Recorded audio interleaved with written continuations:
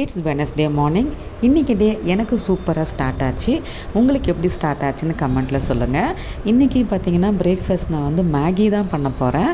என் பையனுக்கு இன்றைக்கி Gandhi ஜெயந்திங்கிறதுனால half day தான் ஸ்கூல் இருக்குது. அதுவும் ஸ்கூல் கிடையாது, பேக்லெஸ் டே தான். ஸோ அவன் ஜஸ்ட்டு வந்து ஏதாவது கிராஃப்ட் மாதிரி இது பண்ணிவிட்டு அனுப்பிச்சி விட்ருவாங்க. அதனால் அவனுக்கு வந்து நான் சப்பாத்தி உருளைக்கிழங்கு கொடுத்து விட்டுட்டேன். எங்களுக்கு வந்து இன்றைக்கி என்னமோ எனக்கு மேகி சாப்பிட்ணும் போல் ஆச்சு, ரொம்ப நாள் ஆன மாதிரி இருந்தது. ஸோ அதனால் நான் வந்து இன்றைக்கி மேகி பண்ணுறேன்.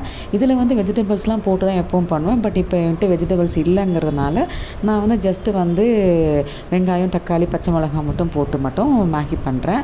அதுக்கப்புறம் எனக்கு தோணுச்சு, சரி கொஞ்சம் முட்டை போட்டு பண்ணலாம் அப்படின்னு சொல்லிட்டு. ஸோ நான் முட்டை இல்லாதெல்லாம் ஆர்டர் போட்டுட்டு அந்த கேப்பில் வந்து நான் குளிச்சுட்டு தலையெல்லாம் வந்து சரி பண்ணிவிட்டு வந்துடலான்ட்டு போனேன்.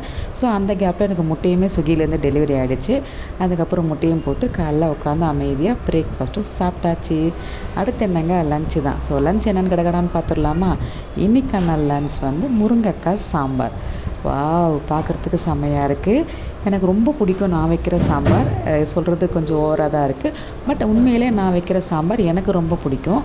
ஸோ முருங்கைக்காய் சாம்பார், சின்ன வெங்காயம் அதெல்லாம் போட்டு, அதுக்கான சைடிஷ் பார்த்திங்கன்னா கொத்தவரங்காய் பொரியல் பண்ணியிருக்கேன்.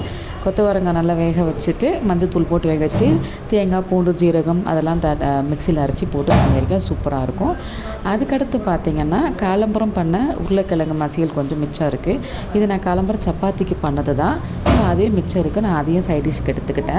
அதையும் எடுத்துக்கிட்டு இன்றைக்கான லஞ்சை பார்த்துடலாமா? இன்றைக்காக கொஞ்சமாக எனக்காக சுட சுட சாதம் வச்சுட்டேன். அதுக்கப்புறம் கொஞ்சமாக பொரியல், கொஞ்சமாக மசியல், அதுக்கப்புறம் கொஞ்சமாக ஊறுகாய், அதுக்கப்புறம் கொஞ்சமாக பார்த்திங்கன்னா வத்தல் பொரிச்சிருக்கேன். அந்த போட்டி வத்தல்னு சொல்லுவோம் இல்லையா, அதுதான் பொரிச்சிருந்தேன். ஸோ ஏன் இன்றைக்கி இத்தனை ஐட்டம் பண்ணியிருக்கேன்னு பார்த்தீங்கன்னா, இன்றைக்கி என் ஹஸ்பண்டுக்கு லீவு. ஸோ என் பையனும் ஹாஃப் டேயில் வந்துடுவான். அதனால் இந்த மாதிரி ஃப்ரீயாக இருக்கும்போது தான் நான் இந்த மாதிரி நிறைய ஐட்டம் பண்ணி சாப்பிடுவேன். ஸோ நீங்கள்லாம் எந்தெந்த மாதிரி டைமத்தில் எப்படி சமைப்பீங்கன்னு சொல்லுங்கள், நானும் தெரிஞ்சுக்கிறேன். அண்டில் தென் இன்னொரு வீடியோவில் நான் சூப்பராக உங்களை மீட் பண்ணுறேன். அது வரைக்கும் பாய், டாட்டா.